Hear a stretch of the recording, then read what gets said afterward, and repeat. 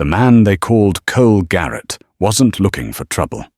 He was looking for an ending to the running, the looking over his shoulder, the gnawing memory of a friend's betrayal that had cost him his name and his future. The deed in his pocket, inherited from a grandfather he'd never met, was for a forgotten patch of land in the Montana foothills, a place called Sparrow Creek Farm. He rode for a week, chasing the sunset, believing it was abandoned, a place to bury his past and wait for the world to forget him. But when he crested that final dusty ridge and saw a thin curl of smoke rising from the chimney, he knew his ending was not the one he'd planned. For in that supposedly empty farmhouse, a different kind of trouble was waiting, and it came in the form of 3 beautiful, desperate women who had a secret far more dangerous than his own. The dust of the Bighorn foothills clung to Cole Garrett like a second skin, a gritty shroud for a man who already felt like a ghost. For 6 days he'd ridden north from Wyoming, the warrant for his arrest a hot brand on his soul. They'd called it murder. He called it a setup. His business partner Finn Riley was dead, and Cole was the last man to see him alive after a bitter argument over their silver claim. Every lawman from Cheyenne to Bozeman had his description. His only hope was the deed his mother had pressed into his hand years ago. If you ever need to disappear, Cole, she'd whispered, her eyes full of a fear he hadn't understood then. Sparrow Creek Farm, a quarter section of land owned by his grandfather, a man who had vanished from family law decades ago. The county clerk in a dusty one-road town confirmed the deed was sound. The place, he'd said with a shrug, had been empty for 20 years. A ruin. Perfect. Ruins were what Cole understood. He finally saw it as the sun bled across the western peaks, painting the sky in violent shades of orange and purple. The farm was nestled in a shallow valley, a small defensible position, with a creek running through it, just as the name promised. But the clerk had been wrong. It wasn't a complete ruin. The main house, though, weathered to a silver grey, still stood proud. The barn had a roof, albeit a patchy one, and most damningly, a thread of white smoke, thin as a ghost's finger, rose from the stone chimney. Cole drew his Colt Peacemaker, the weight of it, both a comfort and a curse. He dismounted, tying his weary horse best to a skeletal aspen tree, and crept forward, using the deepening twilight as cover. Every instinct screamed at him. Squatters. Or maybe Finn's real killers had tracked the property deed. He reached the edge of the porch, the wood groaning under his boot. The front door was ajar, a sliver of warm yellow light cutting through the gloom. He could hear the soft murmur of voices inside. Female voices. He kicked the door open, moving fast. His pistol leveled. "Don't nobody move," he growled, his voice raw from dust and disuse. The scene froze. 3 women. One stood by the hearth, a cast-iron poker gripped in her hand like a weapon. She was tall, with hair the colour of wheat, pulled back in a severe bun, though loose strands framed a face that was all sharp angles and fierce, defiant eyes. She looked to be in her late 20s, her dress worn but clean. Her gaze didn't hold fear. It held fire. A second woman sat at the rough-hewn table, a half-mended shirt in her lap. Her hair was a dark, wavy cascade, and her face was softer, rounder her eyes, a startling shade of green that now widened with alarm. She seemed calmer than the first, a pool of stillness in the sudden chaos. The third was a girl, really. No older than 17. She huddled near the second woman with big, frightened doe eyes and a tumble of reddish-brown curls. She clutched a wooden spoon to her chest, as if it were a dagger. The one by the fire spoke her voice, low and steady, with no trace of a tremor. "You've got no business here, mister." Best you get back on your horse and ride out." Cole's eyes swept the room. It was sparse but tidy. A pot of something that smelled like rabbit stew simmered over the fire. Dried herbs hung from the rafters. This wasn't a temporary camp. It was a home. "This is Sparrow Creek Farm." Cole stated his voice flat. He held up the folded deed in his left hand. "And this says it's mine." The woman with the poker took a step forward. "Paper doesn't mean a thing out here. We were here first. This is our home." "Your home." Cole scoffed, the bitterness of his own situation rising in his throat. "You're squatters. I've got the law on my side."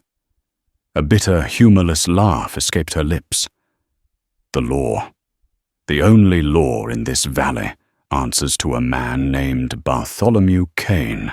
And trust me," she said, her eyes narrowing into dangerous slits, "you don't want his kind of law paying you a visit." The name meant nothing to Cole, but the threat was plain. He was a wanted man. The last thing he needed was to draw the attention of some local tyrant's sheriff. He was caught. If he forced them out, they could go to the law, and his new life would be over before it began. If he let them stay, he was sharing his last refuge with 3 complete strangers. "What are your names?" he demanded, though his tone had lost some of its edge. The fiery one hesitated, her eyes flicking to the other 2 before settling back on him. "I'm Loretta Shaw. This is Maeve and my sister Daisy. Cole Garrett." Loretta's grip on the poker didn't loosen. "Well, Cole Garrett, you have a choice. You can ride on and forget you ever saw this place, or you can try and force us out. But I'll warn you now, we don't leave easy." The stew bubbled on the fire. The wind howled outside, a lonely, mournful sound. Cole looked from Loretta's defiant face to Maeve's watchful calm, to Daisy's terrified eyes. He was tired. So deeply tired of running, of fighting. For the first time in a week, he was standing under a roof, smelling a hot meal. And all he'd found was a new, more complicated kind of trouble. He lowered his pistol, but didn't holster it. "I'm not leaving," he said, his voice quiet but firm. "This is my land. But it's a cold night, and I'm not about to throw women out into it. I'll take the barn. Come morning, we'll talk." Loretta watched him, her expression unreadable. She gave a slow, deliberate nod. "The barn it is. But make no mistake, Mr. Garrett, we'll be watching you." As Cole backed out of the warm light and into the biting cold of the Montana night, he knew she meant it. He had moved into his abandoned farm, his one safe haven, only to find it was already a fortress, and he was on the outside of its walls. The barn was cavernous and smelled of hay so old it had turned to dust. Gaps in the roof let in slivers of moonlight striping the floor like prison bars. It was a fitting bed for a fugitive. Cole unsaddled Bess, rubbing her down with a worn burlap sack he found hanging on a nail. He was exhausted, but sleep felt a world away. Through a grimy pane of glass in the barn door, he could see the soft, flickering light of the farmhouse. A fortress, indeed. The next morning broke cold and clear. Cole was awake before the sun, his senses on high alert. He emerged from the barn into the crisp air, just as Loretta stepped out of the house, a rifle held loosely in the crook of her arm. She didn't aim it at him, but the message was clear. They had stood on opposite sides of the yard, the rising sun casting long shadows between them, 100 feet of distrust. "There's coffee," she said, her voice flat. She jerked her head toward the porch, where a tin pot sat on the railing next to a single chipped mug. A peace offering of a sort. He approached, cautiously pouring the bitter liquid. It was hot, and he was grateful. "I meant what I said. We need to talk." "There's nothing to talk about," Loretta replied, her eyes scanning the horizon. "We're not leaving." "And I'm not asking you to not right now," Cole said, trying to keep the frustration from his voice. "Look, I don't know who you are or what you're running from, but I'm not your enemy. Everyone's a potential enemy, Mr. Garrett. It's how you stay alive." Their tense standoff was interrupted by the appearance of Maeve. She carried a small basket of eggs. She offered Cole a hesitant smile, a stark contrast to Loretta's open hostility. "Good morning," she said softly. "Loretta, don't be rude." The man slept in a barn. Maeve's presence seemed to diffuse the tension, if only slightly. Over the next few days, a fragile, unspoken routine began to form. Cole kept to the barn and the fields, assessing the state of the property. The fences were rotted, the well pump was stiff and coughed up muddy water, and the small field was overgrown with weeds. It was a ruin, but it had good bones. He could see the potential his grandfather must have seen. The women kept to the house and the garden behind it. He would watch them from a distance. Loretta was the worker, constantly chopping wood, patching the roof, her movements economical and strong. Maeve was the nurturer, tending her garden of herbs and vegetables, her hands always busy mending or cooking. Daisy, the youngest, was a flitting presence, sometimes helping Maeve, other times, just sitting on the porch, staring out at the mountains with a haunted look in her eyes. They rarely spoke to him directly. Meals were left for him on the porch, usually a plate of stew or beans and a piece of hard bread. It was sustenance, not an invitation. The silence was a language all its own, full of questions they wouldn't ask, and answers he couldn't give. He knew they watched him constantly. He felt their eyes on his back as he struggled with the rusted well pump, as he tried to clear a patch of land for a new corral. The break came a week later, in the form of a storm. It rolled in from the north, without warning, a furious beast of wind and rain that turned the valley dark as night. The temperature plummeted. The roof of the barn, which he hadn't had time to repair, began to leak in a dozen places, the cold rain soaking his bedroll and supplies. Bess whinnied nervously in her stall. He was shivering, trying to find a dry corner, when the barn door creaked open. It was Maeve holding a lantern aloft. The golden light illuminated the concern on her face. "You can't stay out here," she said, her voice barely audible over the roar of the wind. "You'll catch your death." "Come inside." Cole hesitated. It felt like crossing a line, breaking the unspoken truce. But the cold was biting deep into his bones. He nodded, grabbing his bedroll and saddlebags. The farmhouse was an oasis of warmth and light. A fire blazed in the hearth. Daisy was huddled in a blanket on a chair, looking pale. Loretta stood near the fire, her arms crossed her expression, guarded as ever. She didn't welcome him, but she didn't turn him away either. "You can take that corner," she said, pointing to a spot by the door. He laid out his damp bedroll, grateful to be out of the storm. The stew Maeve ladled into a bowl for him was thick with vegetables from her garden, and it warmed him from the inside out. For the first time, they were all together in the same small space, the storm forcing a proximity they had all avoided. The silence was thick. Then Daisy let out a small whimper. Maeve was at her side instantly, placing a cool hand on her forehead.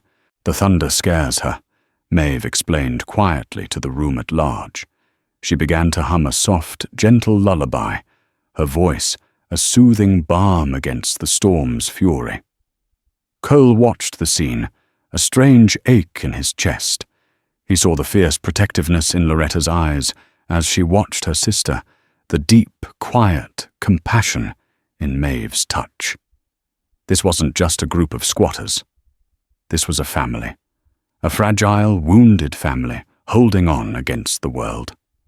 Later that night, the storm still raging, he found himself sitting at the table while Maeve ground herbs with a mortar and pestle. Loretta was ostensibly cleaning her rifle by the fire, but he knew she was listening. Why, here he asked Maeve his voice, low. Of all the abandoned places in Montana, why this one Maeve stopped grinding her green eyes meeting his? It's remote. The creek provides water. We thought no one would ever look for it. Or for us. What are you hiding from? Before she could answer, Loretta's voice cut through the room sharp as broken glass. We're not hiding. We're waiting. Waiting for what Cole pressed. For justice, Loretta said, snapping the rifle's chamber shut with a definitive click, or for the chance to make our own. The finality in her tone shut down any further questions. Cole leaned back, the warmth of the fire, a stark contrast to the chill that ran down his spine. He had come here seeking sanctuary from his own troubles, only to stumble into the heart of someone else's war. And as the storm beat against the windows of the small farmhouse, he had the sinking feeling that this war was far from over. The storm passed, leaving the world washed clean and glistening. The forced proximity had changed something between them. The invisible walls were still there, but they weren't quite as high. Cole no longer felt like a complete outsider. Now he was a known variable, a piece on the board whose moves were being carefully watched. He decided to make himself useful. He couldn't live on their charity, however grudgingly it was given. His first project was the well. The pump mechanism was rusted solid. For 2 days he worked tirelessly, soaking the joints in oil he'd had in his saddlebags, carefully dismantling the corroded pieces, cleaning them and reassembling them. Loretta watched him from the porch for a long while. On the first day, her arms crossed her expression, a mixture of suspicion and grudging respect. On the afternoon of the second day, with a final protesting shriek of metal, the handle moved. He pumped it again, and soon a stream of cloudy water gave way to a gush of clean, clear liquid. Daisy, who had been watching from a distance, let out a small, involuntary clap. She quickly stifled it when Loretta shot her a look, but the damage was done. A genuine, unguarded reaction. Maeve came out with a bucket. "Thank you, Cole," she said, her smile warm and sincere. The creek is a long walk. Later that week, one of their few chickens took ill. It was listless, its feathers ruffled. Loretta was ready to cull it to prevent any spread of disease. No sense wasting feed on a dying bird, she said, her practicality bordering on harshness. "Wait," Cole said, approaching the coop. He gently picked up the hen, his large hands surprisingly gentle. He examined its eyes, its beak, and felt its crop. It's just an impacted crop. My father taught me how to handle this. He worked carefully, massaging the bird's throat, dripping a little oil and water into its beak. Maeve watched, fascinated, as he patiently worked the blockage loose. Within the hour, the chicken was standing, and by the next morning, it was scratching for worms with the others.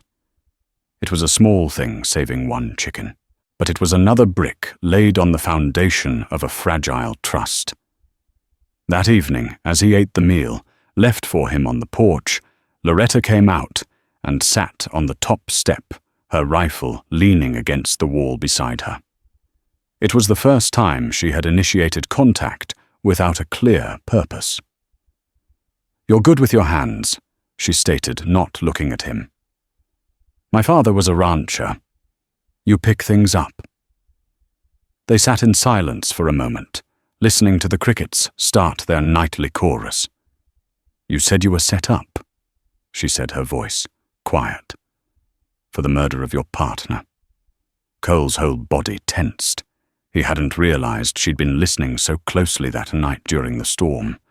He gave a short, bitter nod. "Finn Riley. We'd struck a small vein of silver up in the Granite Mountains. Had a disagreement about whether to sell the claim or work it ourselves. I wanted to work it. He wanted the quick cash. We argued. I left to cool off. When I came back, he was dead, a knife in his chest. And my knife was missing from my sheath. and you ran. It wasn't a question. There was no one to speak for me. The sheriff was in the pocket of a big mining conglomerate that wanted our claim. They'd already tried to buy us out. With Finn dead and me taking the blame, the claim would go up for public auction. Guess who'd be the only bidder? He stared out into the darkness. I lost everything in a single night.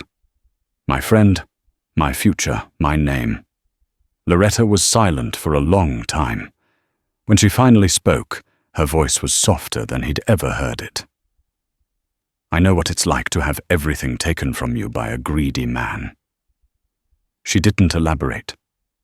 She didn't need to. In that shared moment of loss, a silent understanding passed between them. He was a man running from a false past. She was a woman waiting to reclaim a stolen future.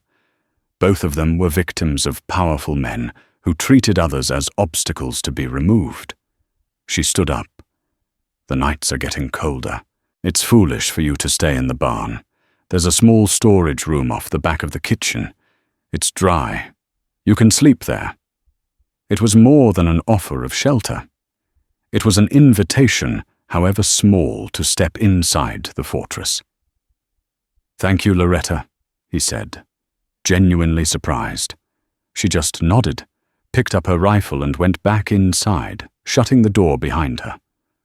Cole sat on the porch for a little while longer, the warmth of his meal spreading through him. For the first time since he'd arrived at Sparrow Creek, the place felt less like a hideout and more like a refuge. He knew their secrets were still locked away, and that the man named Bartholomew Kane was a shadow looming over them all. But tonight, under the vast, star-dusted Montana sky, he felt a flicker of something he thought he'd lost for good hope. The town of Redemption lay 10 miles down the valley, a dusty collection of buildings huddled along a single main street. It was a company town in all but name, and the company was Bartholomew Kane. His sprawling K-Bar ranch controlled the best grazing land, his logging operation stripped the mountainsides, and his man, Sheriff Brody, wore a badge that Kane had effectively bought and paid for. Cole knew that going into town was a risk, a huge one. But their supplies were dwindling. The flour was almost gone, they were low on salt and coffee, and he needed buckshot for the shotgun they kept by the door. Maeve's garden was productive, and he could hunt for game, but some things they couldn't make or grow. "It's too dangerous," Loretta argued, her face set in grim lines. "Someone might recognize you. My face has been on a poster for a month. Anyone who saw it has likely forgotten it by now," Cole countered. "Besides, I'm less of a risk than you three. You're hiding from Kane. If one of his men sees you in town, he'll know exactly where you are." His logic was sound, and she knew it. She finally relented, giving him a small pouch of coins they had saved. "Just get what we need and get out. Don't talk to anyone. Don't look anyone in the eye. Be a ghost." He rode Bess into Redemption in the mid-afternoon, the sun high and hot. He kept his hat pulled low, a scruffy beard now covering the lower half of his face. The town was just as he'd imagined. Weather-beaten storefronts, a saloon with lazy piano music drifting out, and men who all seemed to have the same hard, watchful look in their eyes. He could feel the oppressive weight of Kane's ownership in the very air. He tied Bess in front of the general store and went inside the jingle of the bell above the door, announcing his arrival. He moved quickly, gathering his items, his head down. The storekeeper, a paunchy man with a sweating brow, barely gave him a second glance. As the man was totaling up the goods, the bell jingled again. 2 men walked in their spurs, chinking on the floorboards. One was a broad-shouldered man with a cruel twist to his mouth and a deputy's badge pinned to his vest. The other was lean and wiry, with cold reptilian eyes. Cole recognized him instantly from Loretta's brief description. This was Nash Kane's foreman. "Afternoon," Miller Nash said to the storekeeper, his voice like gravel. Mr. Nash. Sheriff Brodie Miller mumbled his nervousness, palpable. Cole's blood ran cold. He kept his back to them, praying they would ignore him. "Just getting some supplies for the ranch," Nash said, his eyes scanning the store. They lingered on Cole's back. "Haven't seen you around before, friend." Cole's heart hammered against his ribs.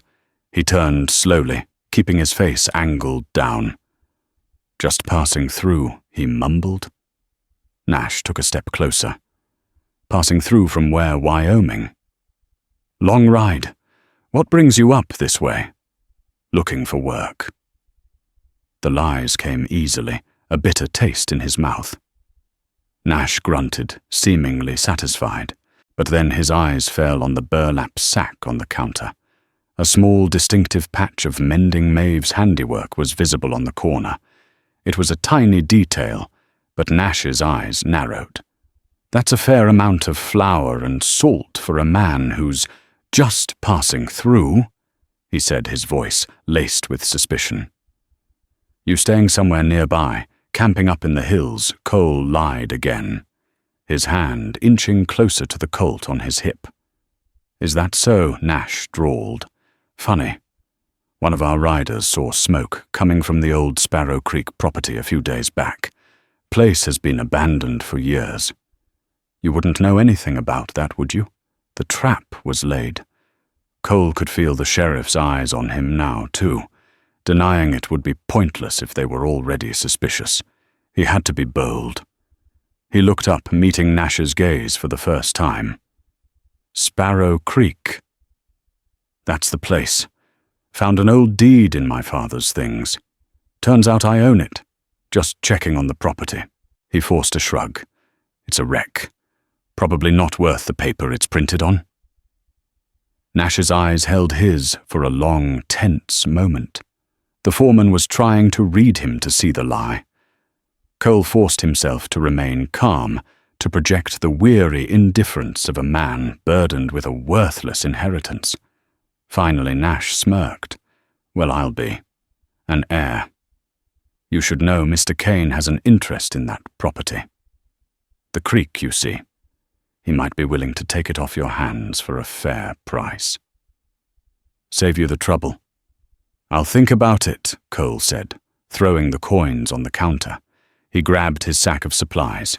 "Gentlemen." He walked out of the store, the skin on his back prickling. He didn't look back. He untied Bess, mounted up, and rode out of town at a steady, unhurried pace. He didn't spur his horse into a gallop until redemption was a mere speck in the dust behind him. He had survived, but he knew with a sickening certainty that he hadn't fooled Nash. The foreman's interest was piqued. He had seen the smoke, and now he had a face to connect to it.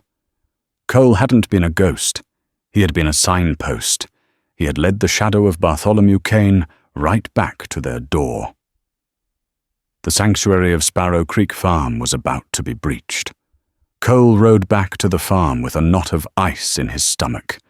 The sun was setting, casting long, distorted shadows that looked like grasping fingers. He had failed his one mission. He had brought the enemy to their gate. He found Loretta in the yard, splitting firewood with a controlled fury. She stopped when she saw the look on his face. "What happened?" she demanded, dropping the axe. He told them everything gathered around the table in the dim lamplight of the kitchen. He told them about Nash and Sheriff Brodie, the questions about the smoke, the veiled threats about Kane's interest in the land. When he finished, a heavy silence filled the room. Maeve's face was pale. Daisy was chewing on her lip, her eyes wide with a familiar fear. Loretta, however, looked almost resigned, as if this was the moment she had been waiting for all along. She rose and walked to the hearth, prying a loose stone from the chimney base. From the dark cavity behind it, she pulled a small oilskin-wrapped bundle. She placed it on the table and carefully unwrapped it. Inside was a single folded piece of paper, a water rights agreement signed by her husband, Martin Shaw, and Cole's grandfather, Jonathan Garrett. "This is why we're here," Loretta said, her voice low and intense. This is why Cain wants this land. It's not about grazing or timber. It's about water. She explained that Sparrow Creek was the source of the most reliable stream in the entire valley. Years ago, her husband Martin, a small-time rancher, had made a deal with Jonathan Garrett. Martin would maintain the farm in exchange for shared access to the creek, which irrigated his own small parcel of land downstream. The agreement was legal ironclad, and it prevented anyone else from damming or diverting the creek upstream. Bartholomew Cain wants to control all the water in this valley. Loretta continued, her voice trembling with suppressed rage. He tried to buy Martin out. He threatened him. But Martin wouldn't sell. He believed in the law, in what was right. Her eyes glistened with unshed tears. A year ago, Cain and Nash rode out to our place. They said they wanted to talk one last time. I was in the house. Daisy was playing in the woods nearby, hidden in the brush. She took a shaky breath, her gaze falling on her younger sister. Daisy had curled into herself, her arms wrapped around her knees. She saw it all, Loretta whispered. It wasn't a talk. It was an execution. Nash held Martin and Cain. He shot my husband in cold blood. They made it look like a riding accident. Sheriff Brody ruled it as such. No questions asked. The horror of it settled over Cole, thick and suffocating. Cain took our land, our cattle, everything, Loretta said, her voice turning to steel. But he didn't know about Daisy. He didn't know he'd left a witness. And he doesn't know about this agreement. If this paper were to get to a federal marshal, it would prove his motive for murder beyond any doubt. It establishes a legal conflict that Sheriff Brody conveniently ignored. Now it all made sense. They're hiding Loretta's fierce protectiveness, Daisy's haunted eyes. They weren't just waiting for justice. They were harboring the one person and the one piece of paper that could bring down the most powerful man in the valley. We came here because we knew this was the one place Cain couldn't touch without a legal fight, Maeve added softly. We thought it was abandoned. We thought we could wait until we figured out a way to get Daisy and this paper to the U.S. Marshal in Helena, someone beyond Cain's reach. Cole looked at the deed in his hand, then at the water rights agreement on the table. He was no longer just an heir to a worthless piece of land. He was the legal owner of the one thing Cain would kill for. His arrival hadn't just complicated things. It had brought the conflict to a head. Cain, through Nash, now knew the farm was occupied by its rightful owner. His next move wouldn't be a veiled threat in a general store. It would be direct. It would be violent. He thinks I'm just some drifter who stumbled into an inheritance, Cole said, his mind racing. He doesn't know you're here. He doesn't know about the agreement or about Daisy. He just wants the land. He'll try to buy me out or scare me off. And when you refuse, Loretta asked, her eyes boring into his. The unspoken question hung in the air. Would he run again? Would he take Cain's money and disappear, leaving them to their fate? The old Cole, the man who had ridden into this valley a few weeks ago, would have. He was a fugitive. This wasn't his fight. But looking at these three women, at Loretta's defiant strength, Maeve's quiet courage, and Daisy's terrified innocence, he knew he was no longer that man. Their fight had become his. His sanctuary was their fortress. He won't scare me off, Cole, said his voice, quiet but absolute. This is my land. And you are my guests. Cain wants a fight, we'll give him one. For the first time since he had met her, Cole saw Loretta Shaw's expression soften completely. The fire in her eyes was still there, but it was no longer aimed at him. It was aimed outward alongside his. In the face of a common enemy, the trespasser had finally become an ally. The threat of Cain's return hung over the farm like a hawk circling its prey. They began to prepare. Cole spent his days reinforcing the doors and windows of the farmhouse, boarding up any potential weaknesses. He cleaned and oiled Loretta's rifle, his own Colt, and the old shotgun lining up the shells on the mantelpiece. The women stockpiled water and food. A silent, grim determination united them. Despite the tension, a strange sense of peace settled in Cole. For the first time in months, he wasn't just running or hiding. He was standing his ground, protecting something, protecting someone.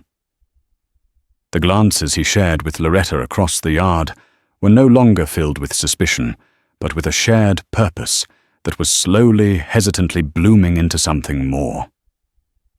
After a week of tense waiting, nothing happened. The silence from Redemption was unnerving. "He's playing with us," Loretta said one evening, pacing the floor, "trying to make us sweat, or he's planning something bigger than just sending Nash up here to rough me up." Cole replied, "He wants this to be clean. He needs me to sell or to disappear quietly. He needed to know what Kane was planning, and that meant going back into the lion's den." "It's suicide," Loretta protested. "I won't go into town," he assured her. "But there's a ridge overlooking the road to the K-Bar ranch. If Kane is bringing in men or making a move, I might see it from there." He left before dawn the next day, circling wide around Redemption to avoid being seen. He settled into a rocky outcrop, his spyglass in hand, and watched the dusty road. Hours passed. A few ranch hands, a buckboard, nothing out of the ordinary. He was beginning to think the trip was a waste when he saw a lone rider approaching the main gate of the K-Bar. The man was well dressed, sitting a fine horse. He looked like a businessman from back east, not a local. He was met by Nash, and the two disappeared into the ranch house. Cole waited. An hour later, the man emerged, but this time he was accompanied by Bartholomew Kane himself. Kane was a big man, broad and imposing, even from a distance, dressed in a tailored suit that looked out of place in the rugged landscape. They spoke for a long time by the gate, their gestures animated. It was clearly a negotiation. Finally they shook hands, and the stranger rode off toward the main road. Cole's curiosity was piqued. Who was this man? What deal was Kane making? He decided to take a risk. Instead of heading straight back to the farm, he cut across the valley, hoping to intercept the man on the main road to get a better look at his face. He tethered Bess in a thicket of pines and crept down to the road, hiding behind a cluster of boulders. Before long, he heard the steady clop of hoofbeats. The well-dressed rider came into view. He had a clean-shaven, handsome face and a familiar, confident posture. As the rider drew closer, the sunlight hit his face just right. Cole's blood turned to ice. His breath caught in his throat, and the world seemed to tilt on its axis. It couldn't be. It was impossible. But the face was unmistakable. It was older by a year, leaner, but it was him. It was Finn Riley, his dead partner.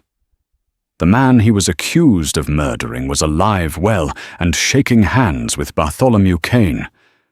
The pieces of the puzzle slammed into place with the force of a physical blow. The betrayal was so immense, so diabolical, it stole the air from his lungs. Finn hadn't been murdered. He had faked his own death. He had planted the evidence, used Cole's knife, and framed him perfectly.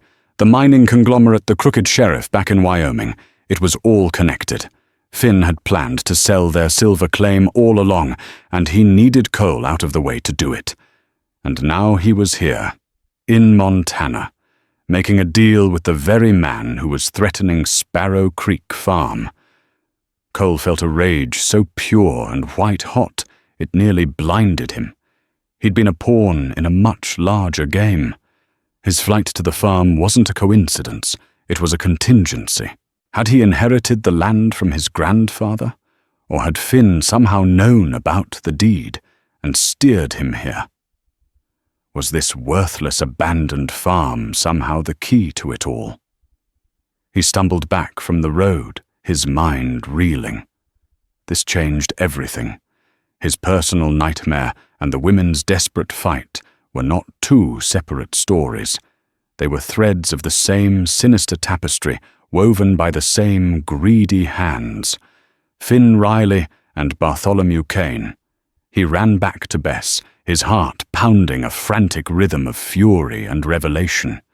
He had to get back to the farm. He had to warn them. He was no longer just Cole Garrett fugitive. He was the only living person who knew the full extent of the conspiracy. He wasn't just a threat to Kane's water rights anymore. He was a witness who could connect him to a fraudulent mining claim and a conspiracy that stretched all the way to Wyoming. And Finn knew he was here. He must have told Kane. They weren't just planning to scare him off. They couldn't afford to. They had to bury him and everyone at Sparrow Creek to make sure their secrets stayed buried too. The hawk was no longer circling. It was about to dive. The ride back to the farm was a blur of righteous fury. When Cole burst into the farmhouse, his face was a thunderous mask. "He's alive," he choked out, leaning against the doorframe to catch his breath. "Finn, my partner. He's alive, and he's working with Kane." He laid out the whole venomous truth, the faked death, the frame-up Finn's inexplicable presence here, shaking hands with their mortal enemy. The women listened, their faces growing paler with each word. The silver claim in Wyoming, the water rights here. Maeve whispered, her mind piecing it together. They're trying to build an empire. And we're sitting on the two things that can bring it all down. Loretta finished her voice, grim. You, Cole, as a witness to Finn's fraud, and Daisy as a witness to my husband's murder. A chilling realization dawned on them. Kane and Finn couldn't let any of them live. There would be no more offers, no more threats. The next visitors would come to wipe the farm, and everyone on it off the map. They'll come tonight, Cole said, his eyes scanning the darkening horizon. They'll use the cover of darkness. Panic, cold and sharp, flickered in Daisy's eyes. But Loretta placed a firm hand on her sister's shoulder. We don't run, she said, looking straight at Cole. Not anymore. This is our home. We make our stand here. The next few hours were a flurry of desperate preparations. They barricaded the windows, leaving only small slits to shoot through. They brought buckets of water inside to douse any potential fires. Cole positioned Bess in a small defensible ravine behind the barn, hoping to keep her out of the line of fire. He gave Loretta the rifle, keeping the shotgun and his Colt for himself. Maeve, her face set with determination, laid out bandages, clean cloths, and her herbal remedies on the kitchen table. Even Daisy found her courage her task to reload the weapons as they were emptied. Night fell thick and starless. The silence of the valley was a taut string ready to snap. They waited in the dark, every creak of the old house amplifying the tension. The attack came just before midnight, not with a shout, but with the quiet thud of a torch hitting the barn wall. Flames licked up the dry ancient wood. It was a ploy to draw them out. Stay inside, Cole commanded. They want us in the open. A gunshot shattered the night, splintering the wood of the doorframe. Then another. They were surrounded. There Loretta cried, pointing to a dark shape moving near the well. She fired the rifle, the crack echoing through the valley. A man yelped in pain and scrambled for cover. The fight began in earnest. Muzzle flashes lit up the yard like demonic fireflies. Bullets tore through the thin walls of the house, sending splinters flying. Cole knelt by a window, firing the shotgun, its wide blast effective at keeping the attackers at a distance. He saw Nash Kane's foreman directing his men using an old wagon as cover. Maeve moved through the darkened room like a ghost, pressing a new shell into Cole's hand, whispering words of encouragement. Daisy, her hands trembling, but her movements sure reloaded the rifle for Loretta, with a speed born of terror and resolve. A bullet grazed Cole's arm, a hot, searing pain. Maeve was there instantly, tearing a strip of cloth and tying a tight bandage around the wound. "It's not deep," she said, her calm voice a lifeline in the chaos. The battle raged for what felt like an eternity. The barn was now fully engulfed in flames, casting a hellish, dancing light over the entire farm. They were pinned down, their ammunition dwindling. Then Cole saw him, a figure moving stealthily along the creek bed, trying to flank the house from the rear. In the flickering firelight, he recognized the man's profile. Finn Riley. He wasn't a businessman. He was a snake coming to deliver the final bite. "Loretta, cover the front," Cole yelled. "I have to stop him." He slipped out the back door, using the smoke and shadows as cover. He moved in a low crouch, his arm screaming in protest. He found Finn trying to pry open a back window, a pistol in his hand. Finn Cole's voice was a low growl. His former partner spun around, his handsome face contorted with a mixture of shock and fury. "Cole, you just don't know when to die, do you? It's over, Finn. I know everything." "Then you know I can't let you walk away from here," Finn snarled, raising his pistol. But Cole was faster. He lunged not with his gun, but with all the pent-up rage and betrayal of the past year. He tackled Finn, sending them both tumbling to the ground. They rolled and grappled in the dirt, a desperate, brutal fight. Finn was strong, but Cole was fueled by a righteous fury. He landed a solid punch on Finn's jaw, dazing him. He scrambled for Finn's fallen pistol, but as his fingers closed around it, a new figure appeared in the firelight. Bartholomew Kane. He stood over them, a large hunting rifle in his hands, his face a mask of cold satisfaction. Behind him, Nash held a struggling Loretta, a knife to her throat. The fighting in the front had stopped. "Well done, Mr. Garrett," Kane said, his voice a low rumble. "You've proven to be far more trouble than you're worth. But it ends now." He aimed the rifle at Cole's chest. "No!" Loretta screamed. Suddenly, a small figure darted from the shadows of the burning barn. It was Daisy. In her hands, she held the lantern Maeve had been using, its flame still burning.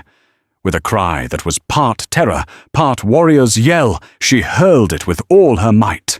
The lantern arced through the air, smashing against a stack of dry hay bales near where Kane's men were gathered. The oil ignited instantly, a whoosh of flame that created a wall of fire between them. Kane's men yelled in surprise, backing away from the intense heat. In that split second of chaos, everything happened at once. Loretta stomped back on Nash's instep with her heel and drove her elbow into his gut, breaking his hold. Cole, seeing his chance, fired Finn's pistol, not at Kane, but at the ground just in front of him. The bullet ricocheted and Kane cried out as a shard of rock struck his leg, making him stumble. It was the opening Loretta needed. She snatched the rifle she had dropped and fired. The shot was true. Bartholomew Kane crumpled to the ground, his reign of terror over. Nash and the remaining few men, their leader down and their escape route cut off by the fire, lost their will to fight. They fled into the darkness. Finn scrambled to his feet, his eyes wild with panic. He saw his chance and bolted not for the road, but toward the treacherous rocky hills behind the farm. "Let him go," Cole said, his voice heavy as he got to his feet. "He has nowhere to run where his lies won't eventually find him." The fire from the barn cast a warm glow on the 3 women and the wounded man standing in the yard. They were bruised, battered, and exhausted. Their barn was a smoldering ruin. But they were alive. They were standing on their land. They had won. Maeve rushed to Loretta, and the 2 sisters embraced Daisy, who was shaking but unhurt. Cole looked at them, this fierce, resilient family he had stumbled into. He had come to Sparrow Creek looking for an ending, a place to disappear. Instead, he had found a beginning, a place to stand, a reason to fight. The past was not buried, but it no longer had power over him. Here in the ruins of a battle, under the wide Montana sky, a new future could be built. So the smoke cleared over Sparrow Creek Farm, leaving behind the scars of a battle fought not just for land, but for justice and a chance at a new life. Cole Garrett, the man who arrived as a ghost, haunted by a false past, found his redemption not in hiding, but in standing with 3 courageous women against the darkness. Loretta, Maeve, and Daisy, who had been living in the shadow of fear, reclaimed their future with fire and grit. Their story is a powerful reminder that sometimes the family we find is the one we fight for. And a true home isn't just a place you own, but a place you defend with everything you have. What do you think is the true meaning of justice in a lawless land? Can a person ever truly escape their past? Let us know your thoughts in the comments below. If this story of survival and unlikely alliances moved you, please hit that like button, share it with someone who loves a real-life drama, and be sure to subscribe for more tales of the untamed West. Your support helps us keep these incredible stories alive.